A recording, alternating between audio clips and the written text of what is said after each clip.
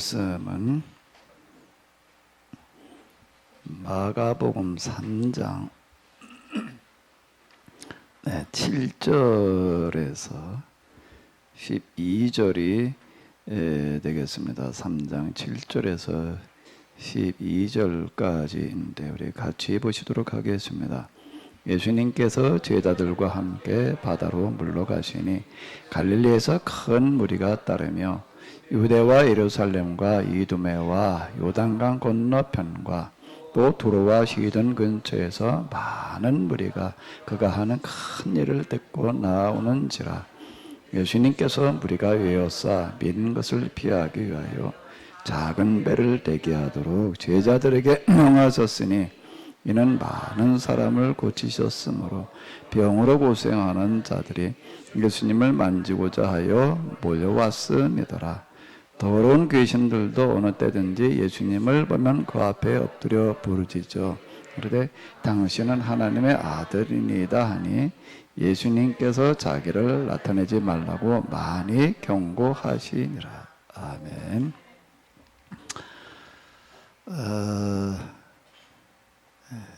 1900년대 초가 이렇게 되겠는데요. 칼 바르트라고 하는 사람이 있습니다. 이 사람은 우리 교회사에서 어떻게 평가를 받고 있는가 하게 되면은 교회사가 배출한 그런 가장 큰 영향을 끼친 사람을 꼽으라라고 하게 되면 이제 초대, 중세, 현대 이렇게 나누어 가지고 한 사람씩을 이제 이렇게 이야기를 하는데 초대에는 뭐 이론의 여지 없이 오거스틴 이렇게 이야기를 하고요. 또 중세는 이제 아퀴나스 이렇게 이야기를 합니다. 그러니까 현대로 넘어오게 되면 이제 수많은 사람들이 있는데 그 중에도 그래도 현대의 대표적인 신학자를 한 사람 꼽아라 그러게 되면은 그래도 대체적으로 칼 바르트 이렇게 얘기하는 데에는 큰 이론의 여지가 없습니다. 근데 이 사람은 본래 신학자가 되려고 그런 사람이 아니에요.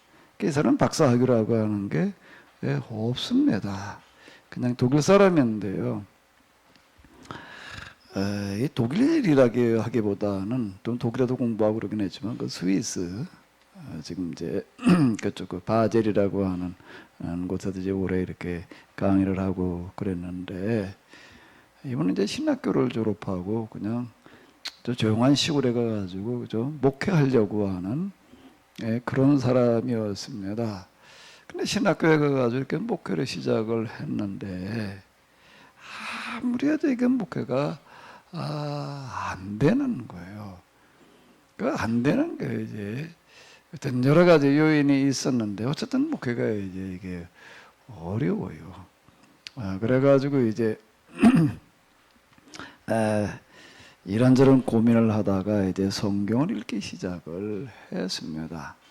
근데 성경을 읽기 시작을 하다가 이 사람이 이제 로마서쯤을 읽어 내려가다가 성경을 읽다가 여기서 이제 큰 은혜를 받았어요. 여기서 이제 변화 이런 것들을 이제 체험하고 그러고 나가지고서 이제 이 로마서 라고 하는 그런 이제 그 해석서를 써놓게 됩니다. 이제 1차 대전 때 1차 대전 기간에 이제 이거를 썼는데요. 근데 그 책이 이 신학의 흐름을 바꾸어 놓는 어떤 이제 그런 역할을 합니다. 이분이 이제 얘기하는 거는 뭔 얘기인가 하게 되면은 이분의 신학을 가리켜서 말씀의 신학, 말씀의 신학자 이렇게 이야기를 하는데 신학자가 그냥 교회 목사님이나 뭐 교인들이나 이런 사람이 아니라 현대를 대표하는 그런 이제 신학자가 이 사람이 뭐라고 이야기를 하는가 하게 되면은 성경은 하나님의 말씀이기 때문에 해석할 필요가 없다. 자, 이렇게 이야기를 합니다. 해석할 필요가 없고 그냥 성경을 읽으면은 자기 경험을 기초로 해가지고 이제 하는 이야기인데요. 성경을 읽으면은 그 성경에 있는 그 말씀이 그 읽는 사람 마음 속에서 하나님의 말씀으로 역사를 해서 필요한 일들을 하신다. 이제 이렇게 이야기를 합니다. 근데 아니 그 말이 뭐 이렇게 세계적으로 유명한 현대를 대표하는 그런 신학자가 될 만한 말이냐? 이제 이게 꼴짝 그 사람이 하는 얘기를 이제 한마디로 얘기를 하자면 이제 이런 얘기예요. 근데 그 이제 왜 그 사람이 그 말이 그렇게 이제 신학계를 뒤흔들고 방향을 뒤바꿔 놓는 어떤 그런 일을 하는가 하면 그 시기가 1900년대 초 그쯤이 이제 흔히 이제 자유주의 신학이라고 하는 거가 독일 전체를 다 지배하고 있을 때였습니다. 그 자유주의 신학에서는 성경이 하나님의 말씀이다. 그 인정을 이렇게 안 해요. 그건 사람이 쓴 책이다.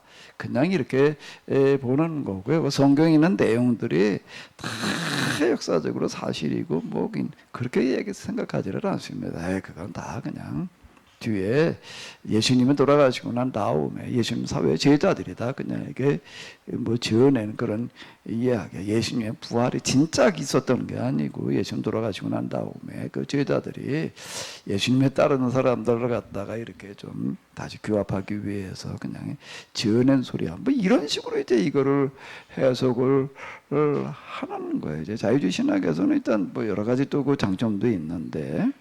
성경이나 이런 거에 대해서는 그건 하나님의 말씀이라고 보지 않고 그냥 사람의 책, 그냥 문학 서적들 중에 하나, 그냥 그저 이 정도로나 이제 인정을 하는 어떤 그런 풍토가 그때 이제 강했는데요.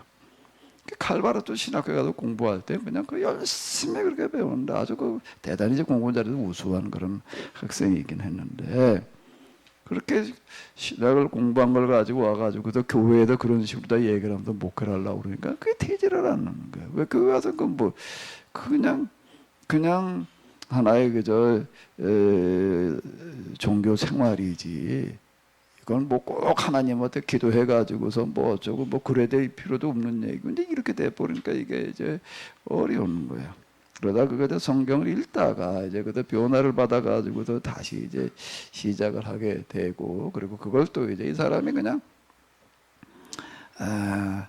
학문적인 소양에 뛰어난 사람이 아니었으면 그냥 그거 가지고 그냥 목회나 하는 그래서 자유주의 신학 가지고서는 목회를 하는데 안 되더라. 근데 내가 성경을 읽다가 이렇게 변화를 받아가지고서 그 다음에 해보니까 이제 이렇게 목회가 되던데 그 정도로 끝났을 거예요. 그런데 이 사람은 그 이제 학문적인 그런 소양이 대단히 뛰어난 사람이 돼가지고 그 로마서를 이렇게 쓰면서 자기 학교에서 배웠던 그 당시 뭐 세계적인 그런 이제 신학자들한테서 다 이렇게 배웠는데 그 사람들이 그 자기 선생님들이 한 말을 다 뒤집어 버리는 거예요. 다 뒤집어 버리고 다시 이제 해석을 해 나가는 겁니다. 근데 이제 누가 제일 놀랐냐면 그 책에 나오고는 그 가르쳤던 선생님들이 칼바르트가 어떤 학생인지를 잘 아는데 아니 자기들이 가르친 거하고는 완전 정반대 얘기를 하고 있는 거예요. 그래가지고 너무 놀라고 당황을 했다. 뭐 이제 이렇게 이야기를 하는데요.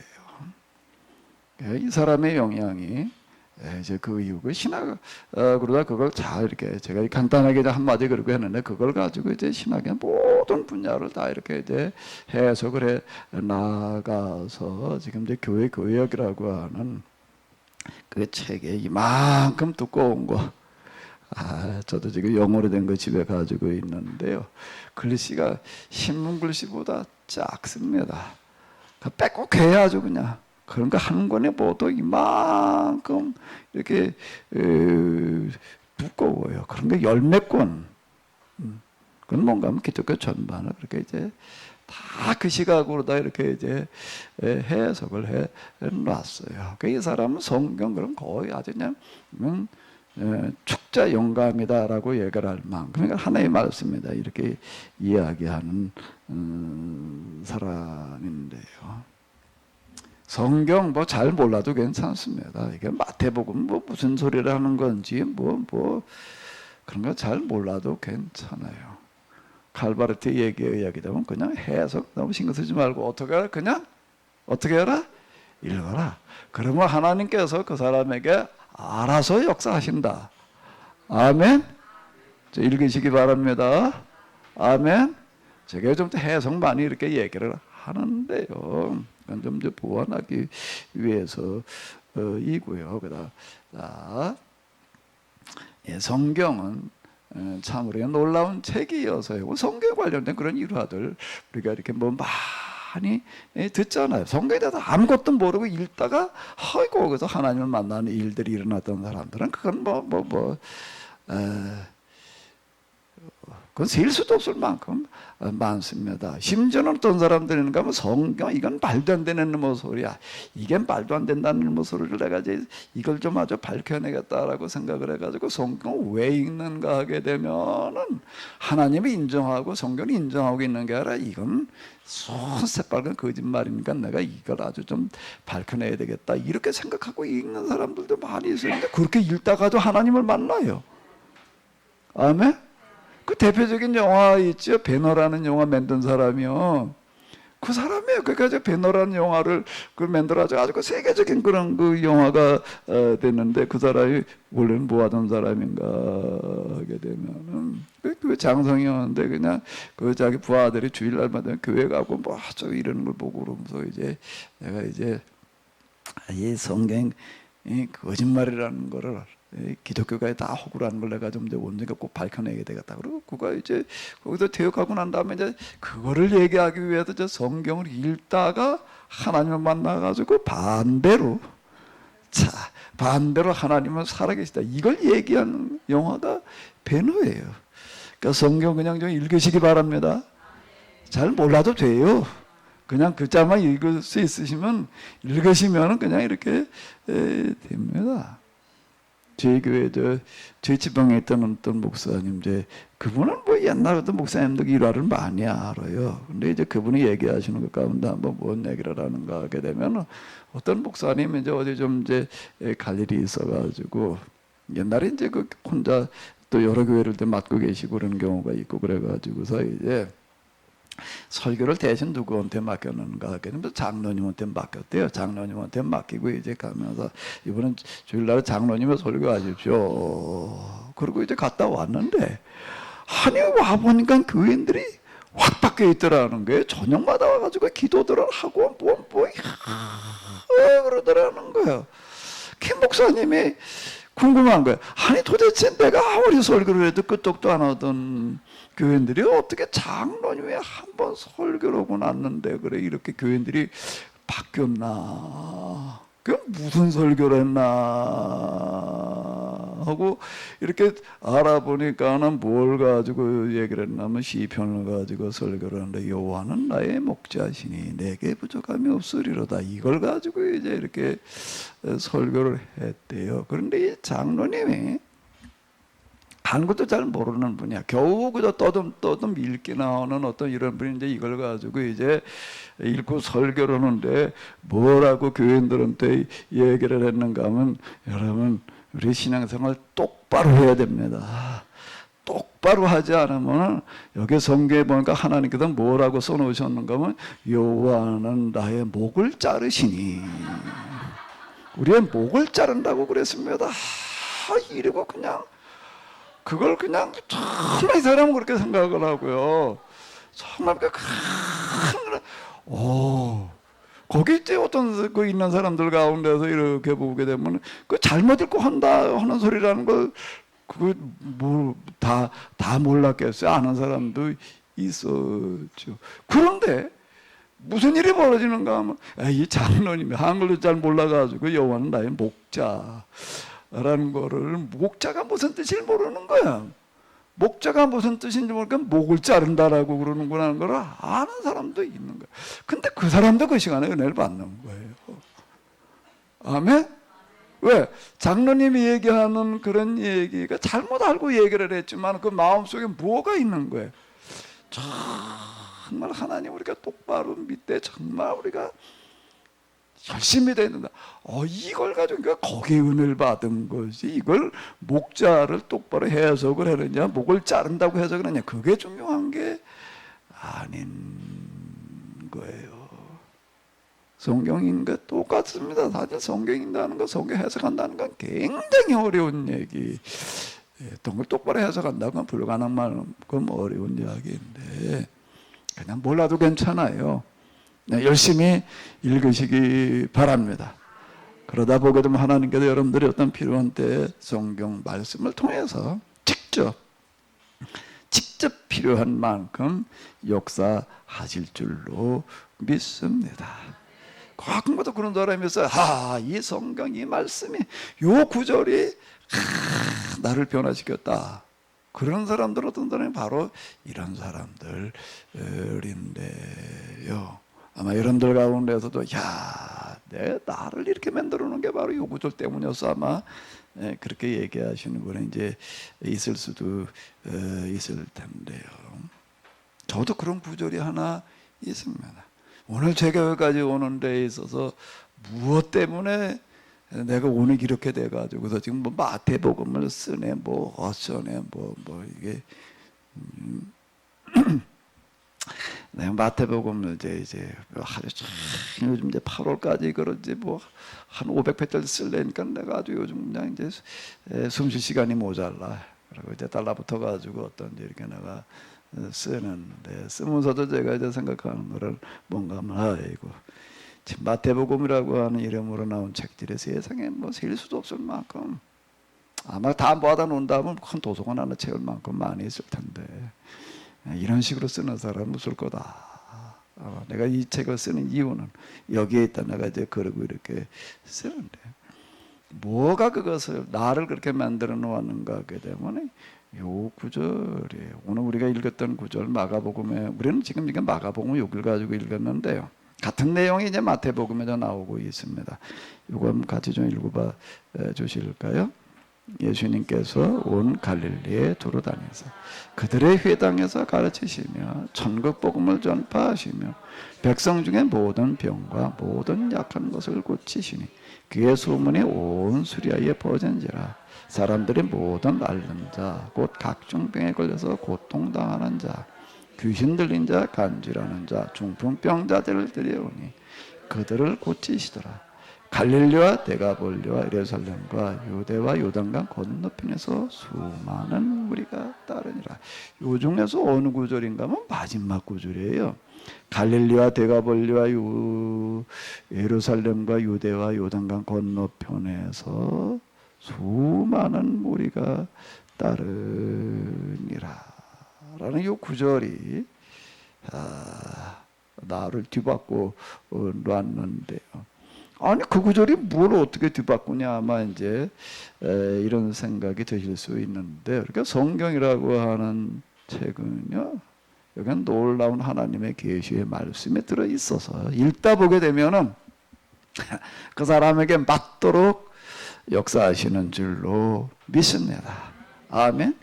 그 얘기를 가지고 세계적으로 현대를 대표하는 그런 현대 500년을 대표하는 그런 신학자가 됐다. 그 사람은 누구라고요? 또 잊어버리셨죠? 잊어버려도 괜찮아요. 이름이 중요한 게 아니니까 그런 사람이 있었다라는 게 중요한 거야. 칼 바르트라고 하는 사람인데요.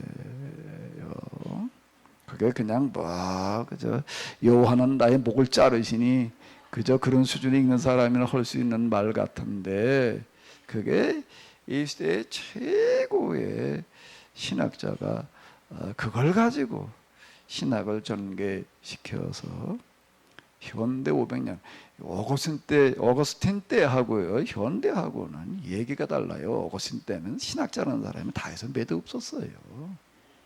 현대로 넘어오게 되면은요 이건 셀 수도 없을 만큼 많습니다. 그 이제 신학을 연구해 가지고서 특히 복음서를 연구해 가지고서 이제 이렇게 발표하는 그런 이제 그 잡지가 있는데요. 이게 얼마나, 그건 전문가들이 최소한 그래도 신학을 가지고 이제 전공을 해가지고서 박사학위 수준을 가진 사람들이 거기다 내는 논문들이 얼마나 많은지, 그걸 다 읽는다는 것 자체가, 읽고 분석한다는 것 자체가 불가능하다라고 할 만큼 많이 쏟아져 나옵니다. 그런 현대를 대표하는 사람이 된다라고 하는 것은 과거에 어거스틴 때, 중세기 때 그때하고는 이게 차원이 다른 얘기예요. 그런데 놀라운 거는 뭐 대단한 뭘 가지고 얘기를 한 게 아니라 뭐 가지고 그렇게 됐다고요? 성경은 뭐다? 하나님의 말씀이다. 성경을 읽다 보게 되면 어떻게 된다? 하나님의 말씀이 그 사람에게 알아서 역사하신다. 어떤 사람은 자살을 하려고 이제 이렇게 가다가요, 자살을 하려고 가다가 이렇게 보니까 교회당이 보여요. 바로 길 옆에요. 교회당이 보여가지고서는 이제 죽으러 가는 길이니까 가만히 생각을 해보니까 자기는 평생 교회라는 데를 안 가보는 거야. 한 번도 가본 적이 없어. 들어가 본 적이 없어요. 그때 죽으러 가면서 이 사람이, 그래도 죽기 전에 교회당에도 어디 한번 들어가 볼까? 그리고 이제 들어갔습니다.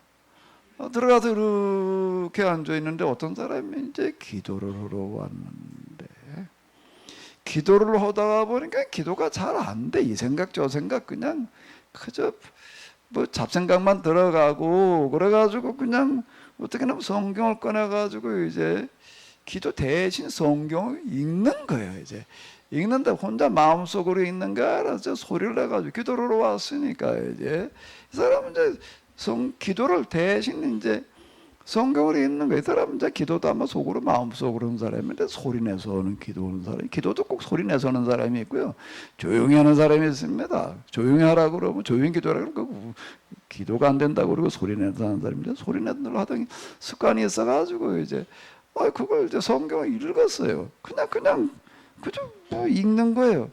읽는데 뒤에 자살하려고 어떤 사람이 들어와서 가만히 앉아 있다 보니까 앞에서 성경을 뜯어 읽는 게 들리잖아요. 들려가지고 그거 듣다가 변화가 돼가지고서요, 별로 하면 안 하시니 그 비슷한 얘기가 많습니다. 성경은 계시예요. 하나님의 말씀이고 계시입니다. 몰라도 괜찮아요. 그냥 읽으세요. 잘못 해석해도 괜찮아요. 여호와는 나의 목자시니를 뭘 읽어도 괜찮다고요? 여호와는 나의 목을 자르시니 로 해석을 해도 별 문제가 없어. 하나님께서 그 사람 수준에 그 정도밖에 수준이 안 되는 걸 어떻게 그 사람의 수준에 맞춰서 은혜를 주시는 줄로 믿습니다. 저는 어쨌든 이 구절 때문에 여기까지 왔는데요, 이 구절을 읽다가 나는 너무 놀라운 거예요. 아니, 예수님께서 나가가지고서 전도를 하셨는데, 23절 보게 예수님께 갈릴리를 두루다니면서 전도를 하셨는데, 갈릴리에도 전도를 하시는 거예요. 갈릴리에도 전도를 하셨는데 갈릴리에 계시는 예수님에 대한 소문이 온 수리아는 거죠. 시리아를 말하는 건데요, 시리아는 다른 나라를 말하고 위에 옆에 있는 나라를 말하는, 다른 나라까지 소문이 났다는 거예요. 그래가지고 사람들이 몰려오는데 저 수리아 지역에 있는 게 두로와 시돈, 이제 지금 그 마가복음이나 누가복음 이제 그렇게 나오는 거예요. 거기서부터 저 예루살렘, 유대, 뭐 요단강 건너편 여긴 얘기할 것도 없이 그 옆에 있는 나라에 있는 사람들까지 다 몰려왔다라고 하는 그런 말씀인데요. 그러니까 마지막 구절을 이렇게 딱 읽어 내려가면서 도대체 예수님께서 뭘 어떻게 하셨길래, 무슨 연도로 어떻게 하셨길래 도대체 그런 일이 벌어졌을까? 이거 일단 요 구절에 와가지고 내가 이제 이걸 좀 이렇게 곰곰이 생각을 했습니다. 저는 이제 그 왕곡동에 있을 때인데요, 이걸 가지고 제가 이렇게 생각하게 된 건 그때 이제 제가 목회 이제 5년 됐을 때 얘기인데, 내가 이제 목회 현장에서 떠나서 다시 이제 신학을 좀 공부를 하러 가야 되겠다. 본래 제가 이제 목회 쪽보다는 이제 신학 쪽이었습니다. 유학까지 가려고 이제 뭐 그러고 있다가 이제 형편 때문에 조금 이제 지체하고 이제 있었는데 다시 이제 내가 계속 공부하러 가자. 이제 그런 스케줄을 이제 다 이렇게 세웠어요. 다 세워가지고 이제 박사 과정을 뭘 어떻게 하자. 이제 이렇게 생각을 하고 이제 떠날 그런 아주 계획을 다 세웠습니다. 이미 다 세워놨어요. 다 세워놓고서 이제 그 다음에 그날 아침에 이제 새벽기도에 그 다음날 새벽기도에 나가가지고 이제 하나님 제가 이러이러해서 이제 다시 이제 공부하러 가겠습니다. 이제 그러고 들어온 날인데 그러고서 이제 요걸 지금 읽어 내려가다가 이렇게 딱 보니까 난 거기도 교회고 뭐 사람 하나 정도 시작을 해가지고서 그 교인들 전도하느라고 엄청 고생을 했는데 그 전도 그거 쉽지 않은 거예요. 정말 사람 한 명 전도에다가 이렇게 교회 나오게 한다는 건 그건 정말 쉽지 않은 어떤 이런 겁니다. 어쨌든 거기서 그렇게 씨름을 해가지고서 그렇기 때문에 5년 있다 떠나는데 그러다 보니까 여기 이렇게 딱 보니까 예수님께서는 전도를 5년 하신 것도 아니야. 시작하시자마자 어떻게 됐다고요? 아니 사람들이 몰려오는데 외국에서까지만 몰려왔다라고 하는 거고, 야 이건 난 뭘 했나 이제 이 생각이 드는 거예요. 난 5년이나 걸렸는데 말이야. 5년 동안 난 뭘 했나. 그래가지고 내가 요거저 25절 요거절에도 이렇게 딱 멈춰가지고 내가 앉아서 쉬어봤습니다. 제일 처음에 전도했던 사람이 누군가 1년 만에 1년 참 전도 한 명 하는데 1년 걸리더라고요. 교인 한 명 교회 나오고 근데 1년이 걸리는 거예요. 그 다음에 그 두 번째가 누구였고 주르르 이렇게 꼽아보니까 그건 뭐 제발로 나오는 사람 그 동네는 없으니까 한 명 전도를 어떻게든 해야지만 오는 사람들이니까 한 30명 되더라고요. 야 나는 5년 동안 그렇게 그냥 일주일에 전도지를 뭘 만들어 가지고서 그냥 그걸 매주 토요일마다 돌려가면서 뭘 안 하려고 그랬던 건 아닌데 열심히 한다고 나름대로 했는데 겨우 30명. 그 중에 이제 처음부터 왔던 사람 대부분 이제 죽었고, 오는 순서대로 또 죽더라고요. 어쨌든 뭐 이제 그리고 또 이제 거기서 좀 더 이사 가고 뭐 이제 남은 사람 이제 따져 보니까 다 해가지고서 이제 몇 명 뭐 이제 이런 수준인 거예요. 그래서 내가 난 도대체 뭘 한 건가? 아니 예수님은 도대체 어떻게 하셨길래 이렇게 갑자기 사람들이 몰려왔지?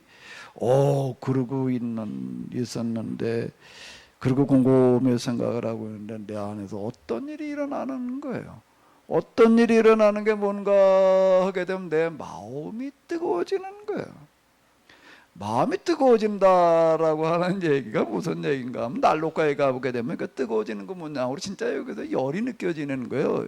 열이 그냥 우리가 얘기할 때 뭐 그냥 열 받았다 그런 열 말고 그런 열이 아니라 그러니까 뜨거운 열이에요. 진짜 그냥 마음에 뭔가 뜨거움이 느껴지는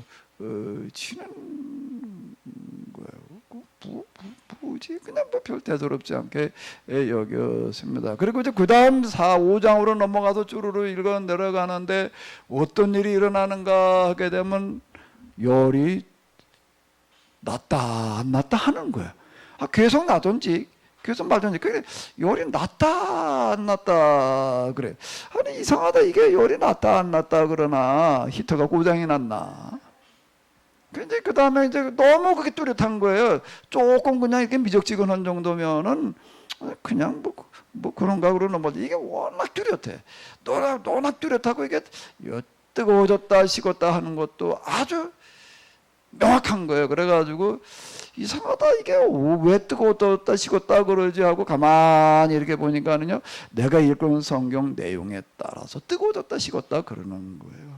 그래서 언제 뜨거워지나 하고 이렇게 보니까 예수님께서 병자들을 고치시는 주로 그런 얘기에서 내 마음이 이제 이렇게 뜨거워지기 이제 시작을 하는 거예요. 그 얘기 끝나고 딴 얘기 넘어가면 그다음에 이제 전기가 나가서 열이 나가서 그러다가 또 그런 얘기 뭐 기적을 일으키시는 그런 얘기가 나오면 또 다시 뜨거워지고 병대 고치는 이야기뿐만이 아니라 오병리의 이야기라든지 뭐 무리로 걸어가시는 이야기라든지 죽은 자를 살리는 얘기 이런 거에서는 이제 마음에 뜨거워지는 어떤 이제 그런 현상이 나타나가지고 그것 때문에 내가 여기 이제 만 40개월 동안 기도하러 다니게 됐고 이제 여기에서 이제 이렇게 내게 어떤 일들이 이제 일어나게 됐는데요.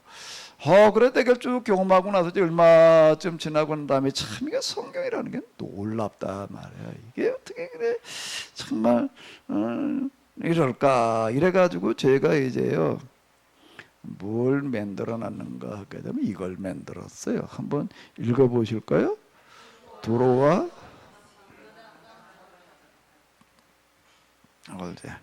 이렇게 그때 이제 프린터로다 이렇게 빼가지고 도로와 시돈 요단강 저편 이걸 갖다가 이제 A4에다가 이렇게 아주 꽉 차게 빼가지고 코팅을 해서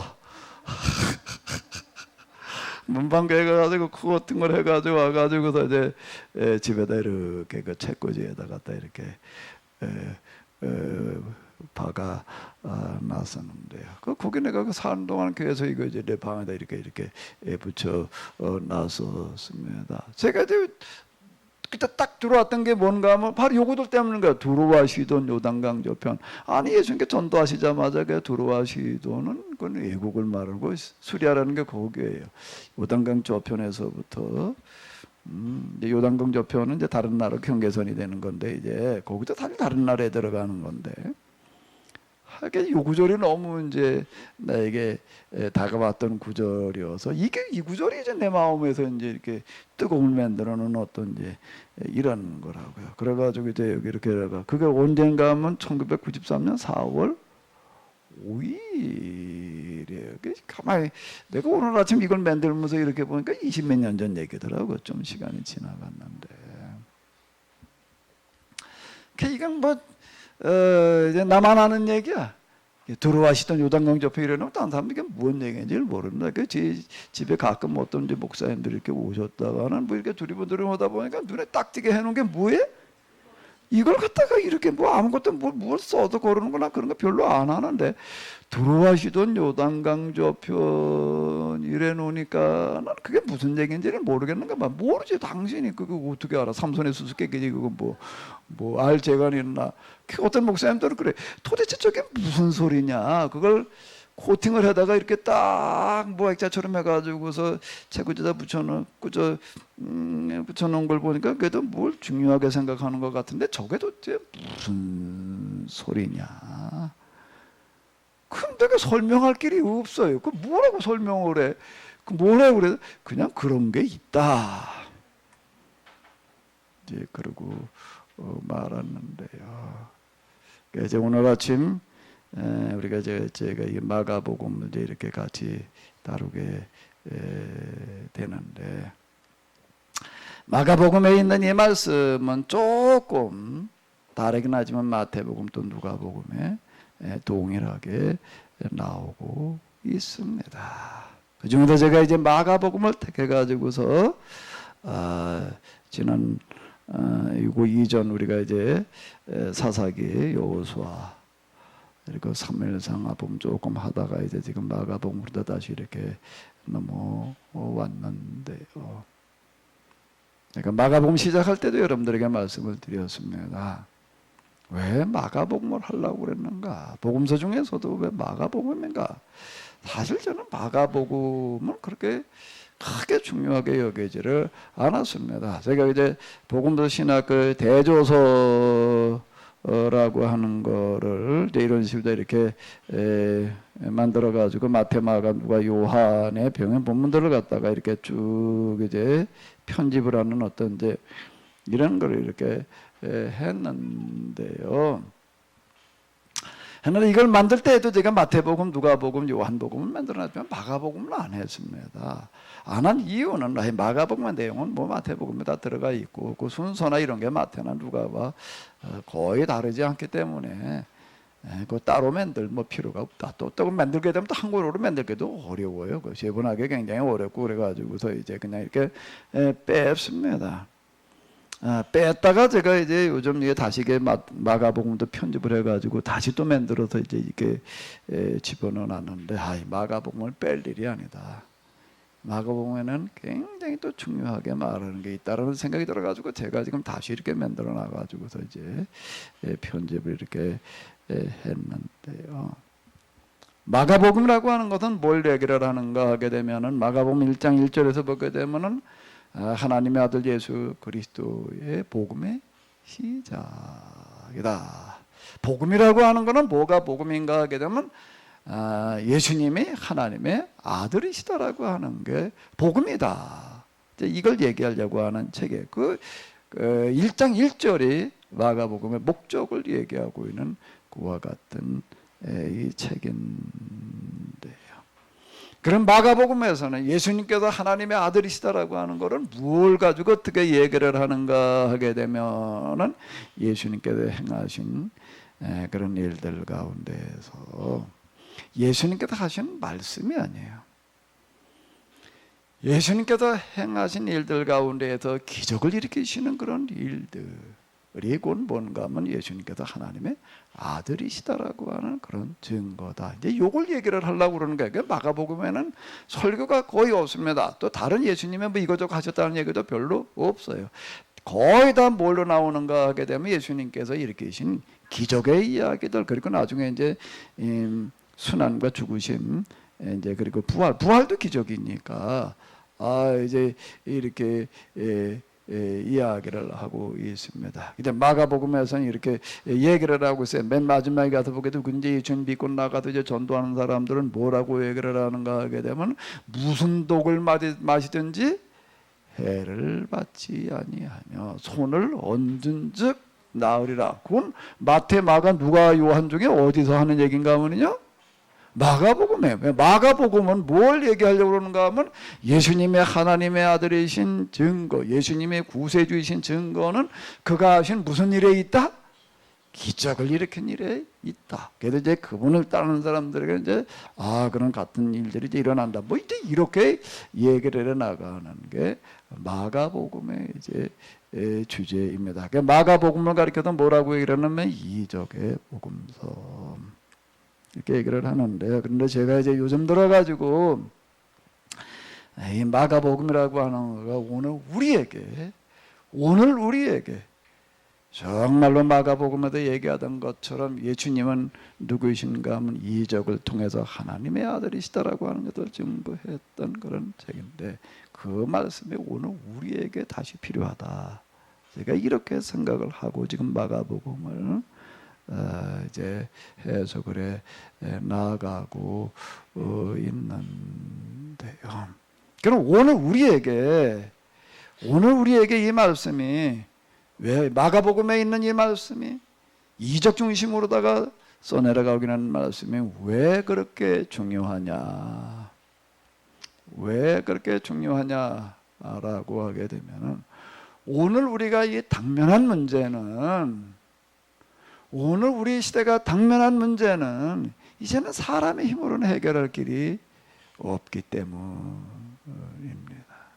이제 교회도 우리 목사님들이 모이게 되면은요, 다 이제 거의 우리 교회 관련된 얘기하고 그럴 때는요, 이제 우리 교회가 우리 다음 세대까지 과연 이게 이대로 유지가 될 수 있겠느냐?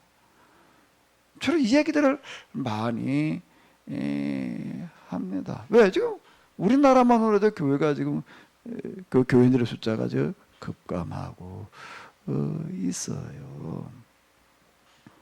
그리고 이름만 가지고 있고 교인 없는 교회가 많습니다. 교회 유지가 안 되는 그런 교회들이 지금 뭐 한둘이 아니에요.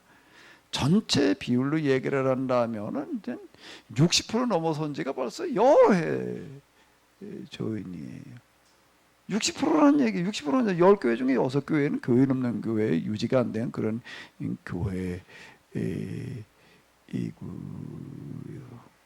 그게 종턴 만들어 다니는 분, 제가 뭐야 벌써 저 왕복동에서 이쪽으로 올 때 얘기니까 이게 뭐 십몇 년 전 얘기인데 뭐라고 얘기를 하는가 하게 되면 그 종탑 뭐 철탑 이런 거 하는 사업 하시는 분인데 새로 교회가 세워져 가지고 맨들러 가는 데는 거의 없고 교회 문 닫아 가지고 철거하러 댕기는 이런다. 이렇게 이야기를 하면 그 십몇 년 전 얘기예요. 교회도 이제 정말 이걸 뭘 어떻게 해야 될지 답이 안 나온다. 그러는 거고요. 교회만 그러는 게 아니에요. 세상도 이제 답이 없다. 아마 요즘 TV나 이런 데에서 뭐 이런 거 좀 우려하는 거 다루는 그런 것들 아마 이제 많이 보셨으리라고 이렇게 생각을 하는데 이 기후 변화 이런 거 얘기하는 거 보게 되면 이게 보통 심각하게 얘기하는 게 아니에요. 이게 기후 변화 거기다 환경 오염 이제 황사 어쩌고 하는 황사는 이제 황사 사자가 죽을 사자인가 봐. 그 죽었어요. 이제 황사는 죽었어요. 황사는 이제 말도 안 나와. 이제 뭐라고 부르고 있죠? 미세먼지래. 미세먼지라고 그러고 있지. 미세먼지 주변에 몇 년 전만 해도 황사 그러다가 이제 황사는 횡살해 버렸고 죽어 없어져 버렸고 이제는 미세먼지 이래가지고서 저는 일기예보 그러면 날씨나 가지고서 뭐 어쩌고 저쩌고 얘기를 하는데 이제는 뭘 얘기를 하는가 하게 되면 일기예보에 이제 미세먼지 주의보가 같이 들어가요. 여기에 무슨 긴급 문자 뭐 이렇게 어떤 휴대폰으로 이렇게 들어오는 거 이렇게 보니까 오늘은 뭐 미세먼지 무슨 뭐 경보가 내렸대나 뭐가 내렸다 그러더니 외출을 자제해 주시기 바랍니다. 한이 바깥에 나가가지고 이제 콧구녕으로 이제 숨도 못 쉬는 세상이 오고 있는 거. 이제 사람들 보면 이게 마스크 쓰고 다니는 사람들 이렇게 많습니다. 차지 이 지경이 이렇게 되는 거예요. 그러니까 숨을 못 쉴 지경이 돼가니 이는 뭘 어떻게 하나 그래 이거를. 아니 우리나라는 뭐가 우리나라에 외국 사람들이 우리나라 오게 되면 뭘 가지고 싹 느끼는가 하면 어떻게 이렇게 하늘이 파랄 수 있느냐.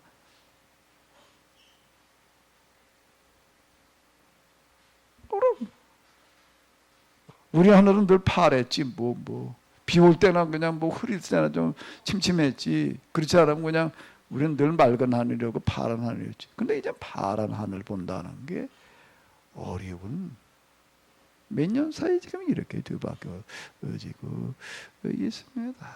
이게 보통 심각한 얘기가 아닌 거예요. 이제 다 이제 산소통 둘러매고 이제 그러고 지금 이제 산소 마스크 쓰고 이제 외출하려면 이제 그러고 나가야 될 시대가 이제 곧 올 거거든. 이대로 가다가는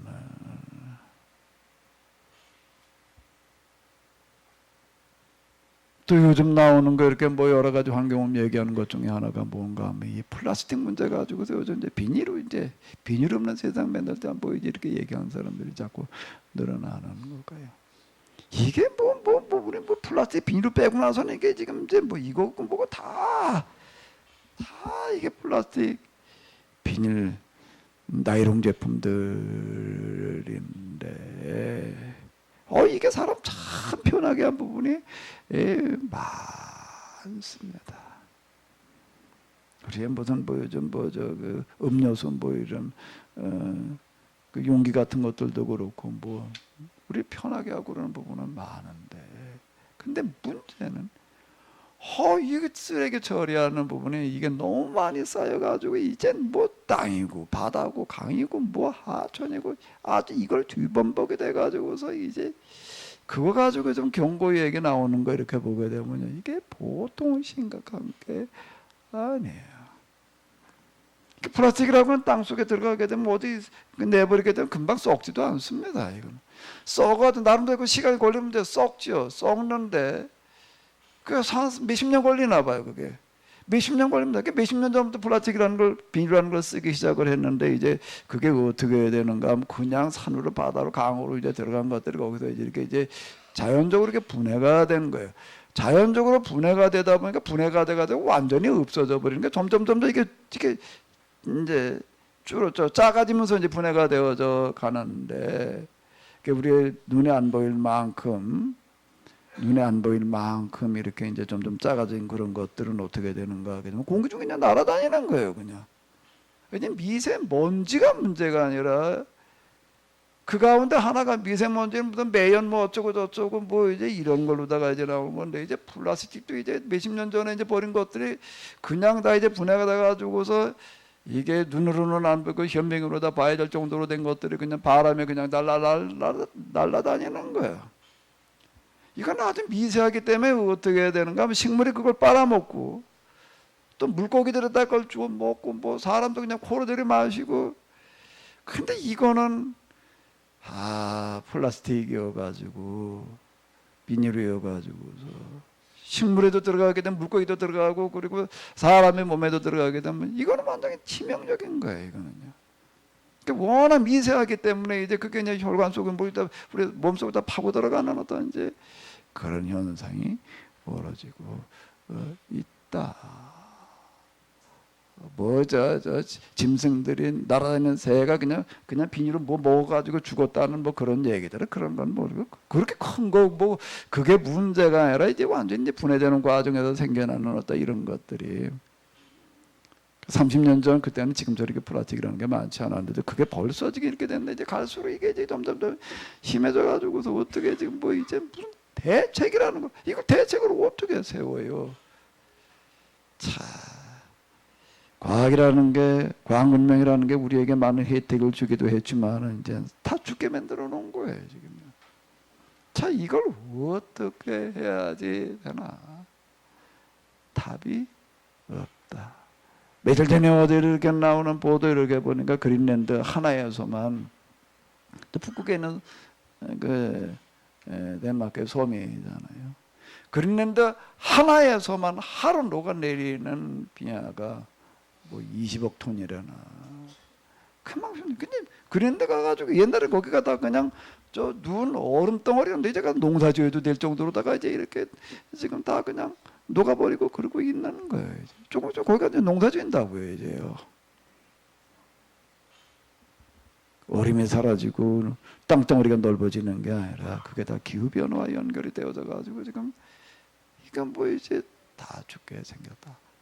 하루 멸종되어져 가는 지구상에 있는 여러 가지 생물들의 숫자가 뭐 어떠느니 이런 얘기들 하고 있습니다.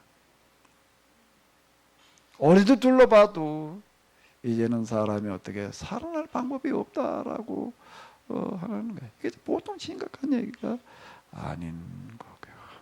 그리고 사람도 그거 말고 기후 환경, 자연 환경 뭐 변화 이런 것 말고 그냥 우리가 지금 이 역사 그리고 사회 발달이라고 하는 것, 진행이라는 걸 놓고 보더라도 이것도 보통 심각한 얘기가 아닌 거예요. 지금 4차 산업, 4차 산업 이렇게 얘기를 하는데 그 앞에서 제가 말씀드렸지만은 4차 산업이라고 하는 게 심각한 거는 뭔가 하게 되면 일자리가 사라지는 거예요. 이미 몇십 년 전에 노동의 종말이라고 하는 책이 나왔는데 거기서 얘기하는 거는 뭐를 얘기를 하고 있는가 하게 되면 옛날에 100명이 농사 짓던 거를 기계화라고 하는 거가 어떤 변화를 가져왔는가 하면 100명이 농사 짓던 거를 5명, 10명, 5명이 농사 짓는 그런 일들이 벌어졌다. 근데 그때 문제가 안 됐어요. 그 나머지 사람들은 그런 90명 이상은 어디로 가느냐? 산업 현장으로 가가지고 대신 물건 만들어 가가지고 공장에 가지고 물건 만들어 가지고서 이제 살았기 때문에 아무 문제가 없었어요. 그런데 이제 4차 산업 시대라고 하는 거는 무슨 얘기가 되는가 하게 되면 이제는 기계화가 아니라 뭐라고 얘기를 하는가 하면 자동화라고 이렇게 얘기를 합니다. 그 자동차 사람이 당연히 몰고 다니지. 자동차가 뭐 저 혼자 당겨? 자동차가 자기 혼자 간다는 걸 어떻게 상상을 해? 그런데 그게 이미 실용화되어져 가지고 일부에서 지금 부분적으로 가는 요즘 나오는 차들은 이제 다 들어가 있고요.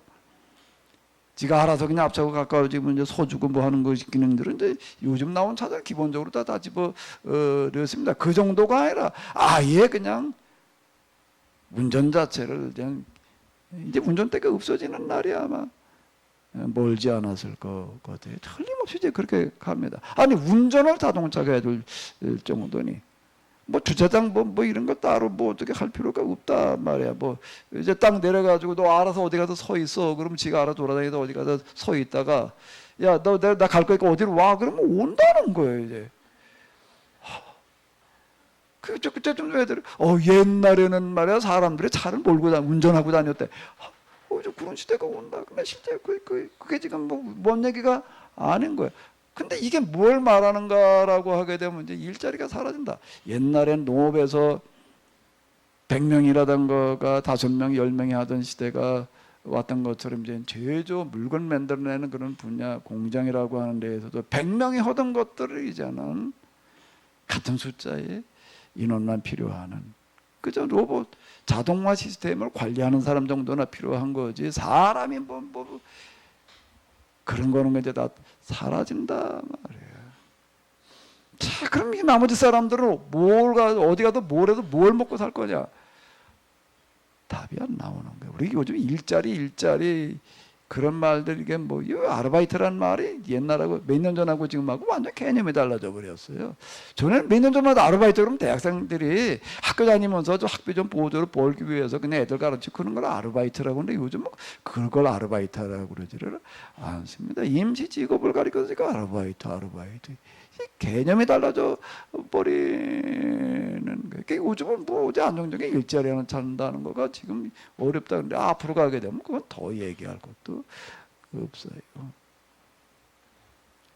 미래학이라고는 학문에서는 지난날 동안 이렇게 보게 되면은요, 거짓말처럼 맞춰냈습니다. 예언자들이 점쟁이가 맞춰내는 게 아니라요. 앞으로 일어날 일을 누가 맞춰내는 건 미래학자들이 맞춰냈어요. 통계를 가지고서 데이터를 가지고 이렇게 예측을 해나가는데 아주 거의 정확하게 맞아 들어갔습니다. 그거 이제 무슨 책 읽어보다가 내가 놀란 게, 이야, 어떻게 이렇게 정확하게 예측들을 해내나. 마이카 시대가 온다, 뭐 PC 시대가 온다, 뭐 다 맞아 들어갔습니다. 근데 요즘 미래학자들이 뭐라고 그러니까 앞으로 20년, 30년 한 세대 뒤에 가서 무슨 일이 일어나느냐? 모르겠다. 이젠 저는 예측이 안 된다. 이렇게 이야기들을 하고 있습니다. 거기 뭐 이렇게 저렇게 될 거다라는 거 어떤 그런 몇 가지들이 있는데 그 나머지 진짜 중요한 부분들은 그 사회가 어떻게 될 거냐, 이 일자리 문제가 어떻게 될 거냐, 그건 모르겠다 말이야. 답이 없다 그 얘기가 되는 건데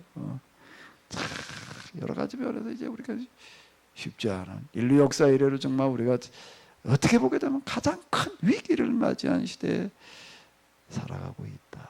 진짜 문자 그대로 위기의 시대예요. 이걸 어떻게 해야 될 거냐. 근데 분명한 거는 뭔가 하게 되면 이제 그러니까 사람의 노력으로다가 어떻게 해결될 수 있는 단계가 이제는 아니다. 한쪽에서는 뭐라고 얘기를 하는가 하게 되면 인류의 멸종이라는 건 이미 그건 결정되어진 얘기이고 코앞에 그것도 뭐 100년, 200년 뒤의 얘기가 아니라 어느 날 갑자기 이제 대재앙으로 다가오게 시작을 한다. 갑자기 서서히 이게 아니라 그냥 어느 날 갑자기 파국이 온다라고 이렇게 얘기를 하고 있습니다. 그 징조들은 많아요. 제가 늘 얘기한 대로 구제역 무슨 뭐 조류독감 이런 것들이 그냥 동물들 얘기인데 이제 곧 그게 사람들한테 적용될 날이 큰 코앞에 와 있다는 얘기예요. 뭐 돼지 열병 뭐 이제 이렇게 얘기를 하는데 그다음 조류독감 그리고 구제역이라고 하는 것은 공장형으로 키우는 목장에서 일어나는 그런 질병들이었는데 요번에 생기는 돼지 무슨 병이라고 하는 건 야생돼지고 뭐고 멧돼지고 다 그건 무차별적으로 다 그건 뭐 100% 죽는다 말이야. 완전 싹쓸이 한다는 게 이제 그 얘기는 무슨 얘기가 하면 우리 옆에도 이제 돼지라는 것 자체가 아예 종자가 사라질 지금 지경에 와 있다라고 지금 이렇게 이게 이미 얘기가 되고 있습니다. 그건 문제가로 막아요 그거를. 근데 지금은 아직까지는 닭, 소, 돼지 얘기예요. 이제 곧 그게 사람의 이야기로 다가올 수가 있다. 제가 얼마 전에도 어디 시내 나갔다 이렇게 오는데 완전한 그냥 대형 빌딩 숲이야. 그게 지나가는데 이렇게 지나가면서 집사람 운전을 해줘가지고 나 이렇게 기다가지고 그렇게 쳐다보고 가다 보니까 내가 무슨 생각이 드는가 하게 되면 야 도시 무슨 빌딩 숲 사이를 지나간다가 아니라 도시, 빌딩, 무덤 사이를 내가 지나가고 있구나. 곧 여기에 다 이 사람들 어느 날 갑자기 그냥 다 몰살을 해가지고서 뭐 장례식이고 뭐하고 손설도 결도 없이 그렇게 돼버릴 날이 곧 올 수가 있는데, 이게 다 내 눈에 무덤으로 보여요. 무덤으로, 내 무덤 사이를 지금 지나가고 있구나라는 생각이 들면서, 내 생각이, 내 걱정이 아니기를, 그대로 되지 않기를 간절히 바라는 마음이었는데요.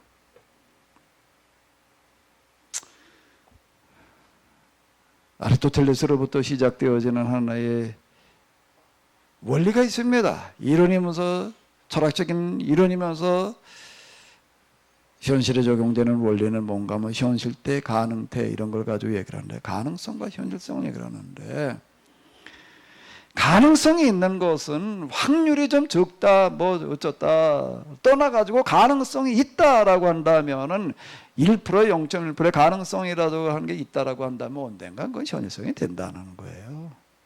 그게 가능성, 현실성 이야기가 이렇게 되는 건데요.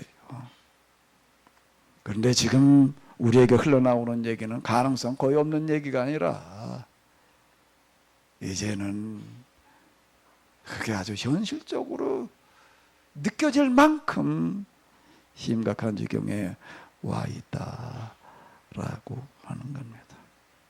그럼 이제 뭘 우리가 어떻게 해야 될까? 어떻게 해야 될까? 사람에겐 방법이 없다는 거예요. 해결책이 없다라고 전문가들이, 그 분야의 전문가들이 다 말하고 있습니다. 근데 또 성경에도 보면 전문가들이 나와요. 그 전문가들을 성경에서 누구라고 부르는가 하면 예언자라고, 예언자는 설교자들인데, 성경의 설교자들인 예언자들은 뭐라고 이야기를 하는가 하게 되면은, 사람의 방법이 다했을 그때가 곧 하나님의 방법이 등장할 때다. 사람의 방법이 다했을 그때가 곧 이제 우리가 마음을 돌이키고 하나님께로 돌아갈 때다. 아멘. 우리의 상황은 절망적입니다. 그러나 다시 우리가 성경의 눈을 가지고 성경으로 돌아와 가지고 보게 되면은, 여기에는 정말 인류 역사상 가장 큰 위기, 인류라고 하는 것 자체가 멸종이 될 수 있는 위기에 온 거예요. 그게 뭐라고 얘기를 하는가 하면, 인간이 살아남을 수 있는 게 유일하게 하나가 뭔가 하면 빨리 우주선을 타고서 우주 바깥으로 나가는 수밖에 없다. 그게 인간의 종자를 보존하는 길이다. 그 화성에 왜 그렇게들 야단인가 하면, 거기에 지금은 사람 살 확률이 없지만, 거기다 지구사에서 뭘 갖다가 어떻게 해가지고 어떻게 해서 뭘 사람 살 환경을 어떻게 만들어 볼 가능성이 있다, 있을 수 있다라고 해가지고 그렇게들 지금 그쪽 분야 사람들은 관심을 기울이고 있는 거예요. 그게요. 성경에서는 그렇게 말하고 있지 않습니다. 인간의 방법이라고 하는 것 가지고는 늘 항상 한계가 있다.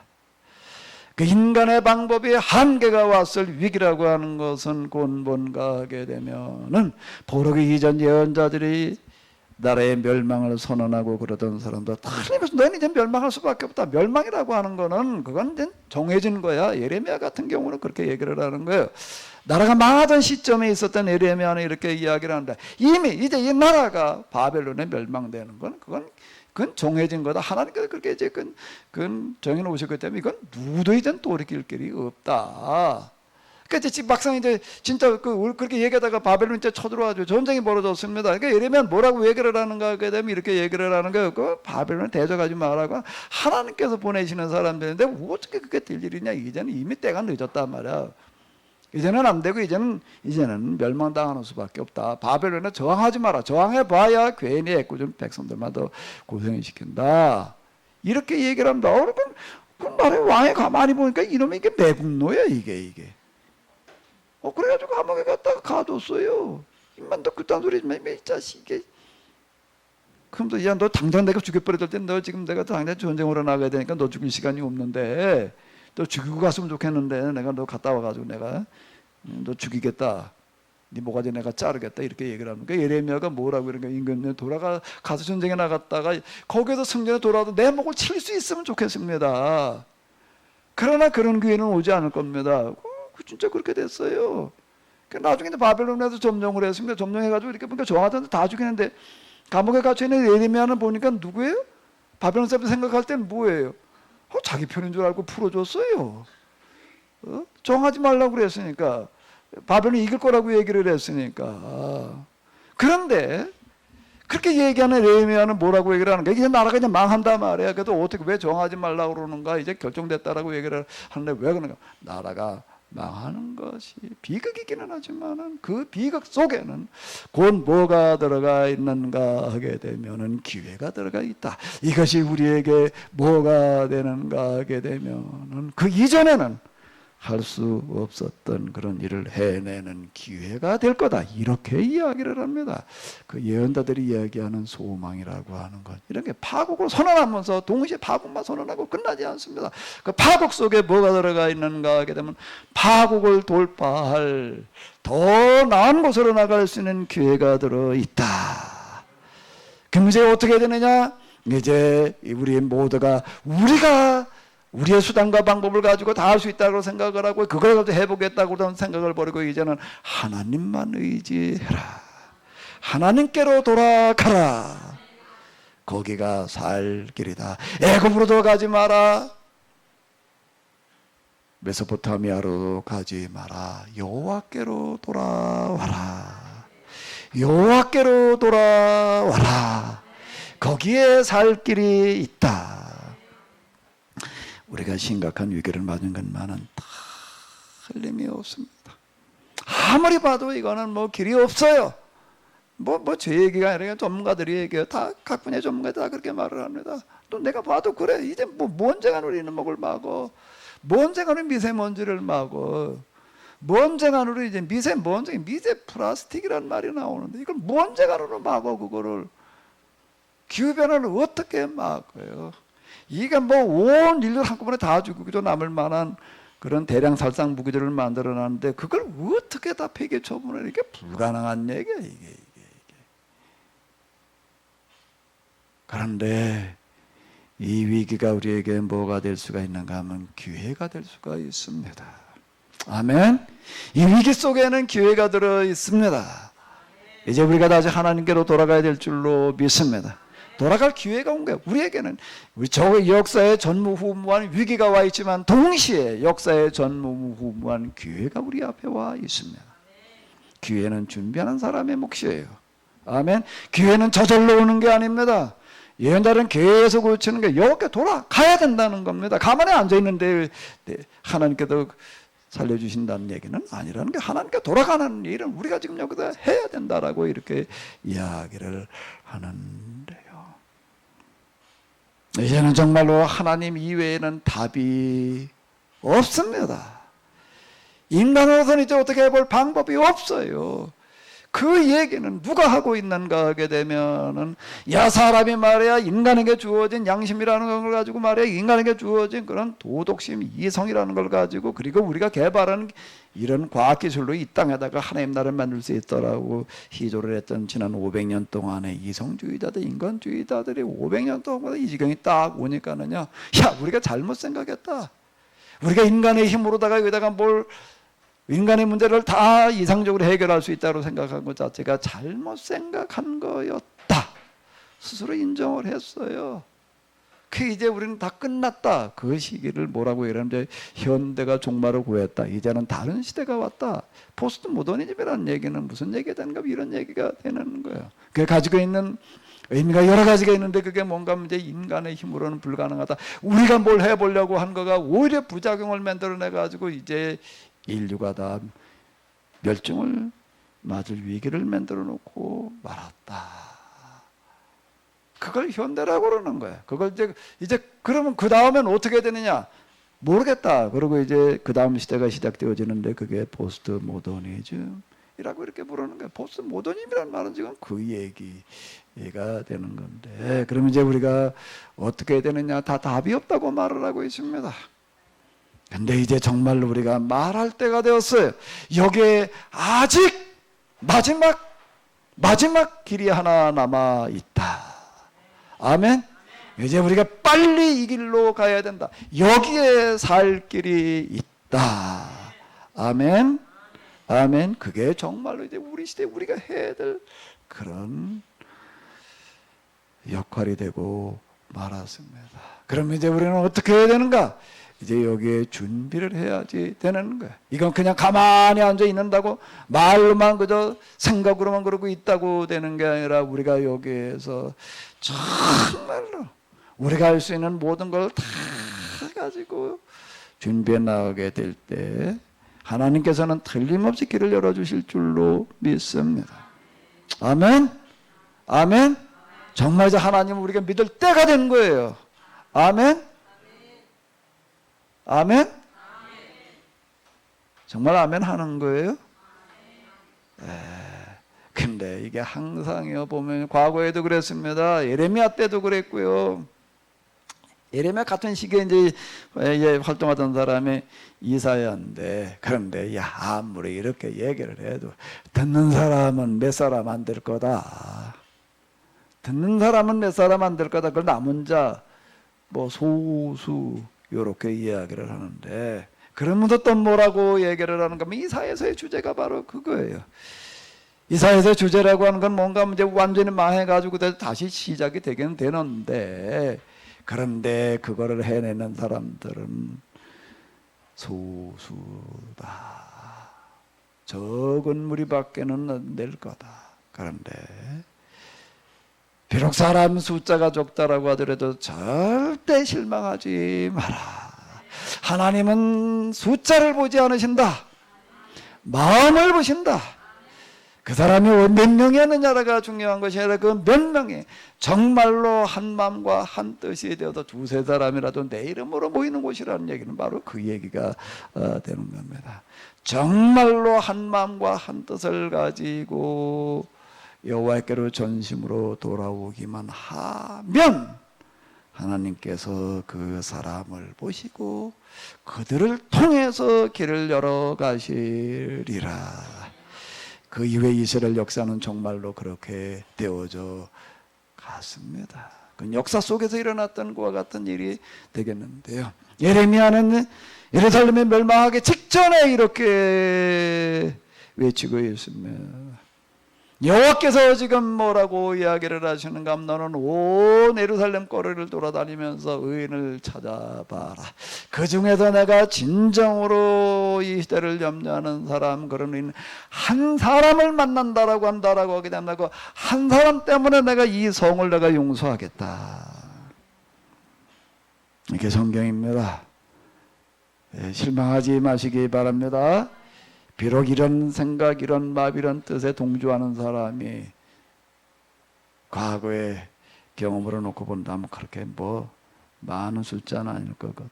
그래도 분명한 것은 우리가 여기에서 정말로 이런 마음을 가지고 실천한다라고 하게 되면, 하나님께로 돌아간다라고 하게 되면은 하나님께서 우리를 통해서 길을 열어주실 줄로 믿습니다.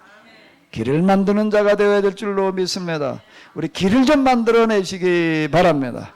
길 만드는 자 그 사람 되시기 바랍니다. 광야에서 틀 수 있는